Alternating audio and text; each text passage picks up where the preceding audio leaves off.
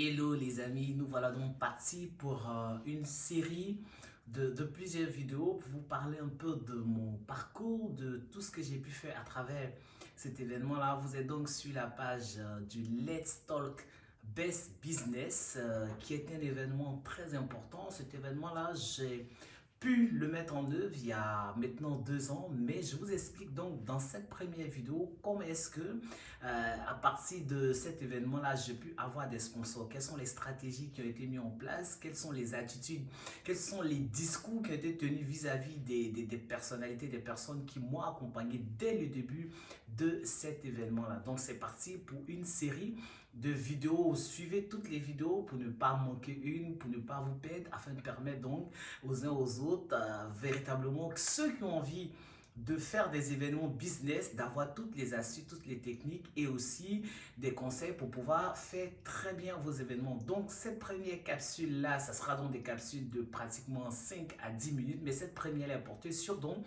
les stratégies qui m'ont aidé, qui m'ont permis donc de pouvoir avoir mes premiers sponsors. Donc quand j'ai eu l'idée de cet événement, le Let's Talk Best Business, tout de suite, j'ai eu plusieurs contacts. J'ai parlé de ce projet-là à énormément de personnes. Vous le savez très bien, quand le projet est nouveau, vous n'avez rien prouvé sur la scène, même si je suis journaliste économique et j'avais même mon entreprise, mon cabinet en intelligence économique et en veille stratégique.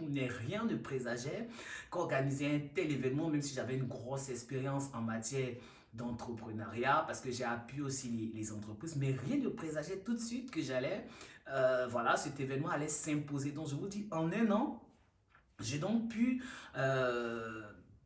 booster cet événement-là. D'abord en France, c'était en avril 2023, pratiquement le 14 avril, où a eu lieu la première édition du Let's Talk Best Business. Ensuite, on s'est dit, cet événement-là avait touché, il y avait énormément de personnes. Et la deuxième édition de cet événement-là, la même année, qui s'est déroulée donc en novembre en Belgique, c'est une participante qui est arrivée à cet événement-là et qui s'est dit, ah, mais Alain, pourquoi ne pas envoyer l'événement en Belgique? Parce que les entrepreneurs de la Belgique avaient besoin donc de cet événement-là. C'est ainsi que moi, je me suis dit, pourquoi pas, on peut y aller en Belgique. Et c'est comme ça qu'on est parti. Et puis, à l'intérieur de cette année, en 2023, on a pu faire donc, courant décembre, on a pu faire un focus secteur sur la cosmétique, qui était un secteur en plein boom. Je salue donc toutes les parties prenantes qui sont dans le secteur de la cosmétique, que ce soit en France, en Côte d'Ivoire ou même en Afrique, partout.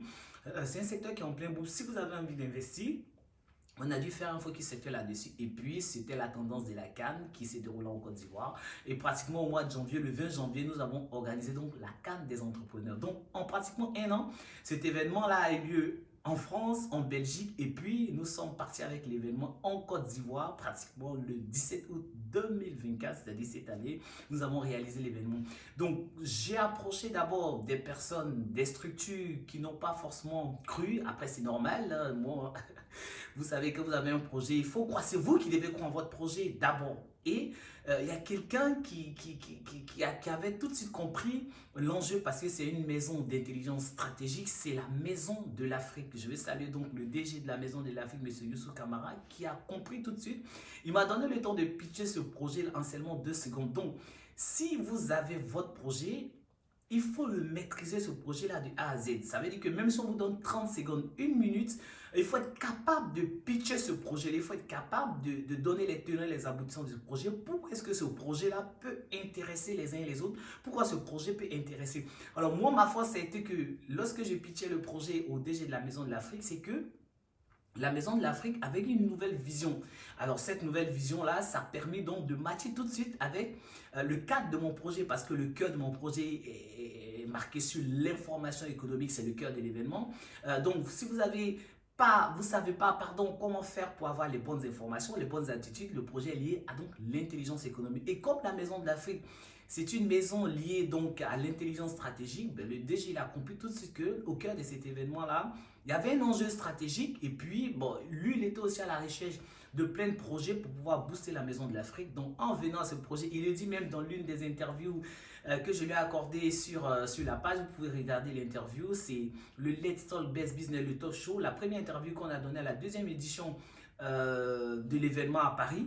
le DG vous explique dans cette interview-là comment est-ce que il a véritablement accepté de venir à cet événement, comment est-ce qu'il a accepté de sponsoriser cet événement-là. Et la deuxième chose, donc ça veut dire que la première chose, il faut être sûr de son projet, il faut trouver les entreprises qui ont un peu l'ADN de votre projet. Et puis la deuxième chose, la troisième, on va dire, il faut vraiment être sûr de pouvoir bien pitcher le projet en quelque sorte. Peu importe le temps qu'on vous donne pour pitcher le projet, il faut être prêt. L'un de mes deuxièmes sponsors, c'était Orange, ben, la grosse structure Orange Money.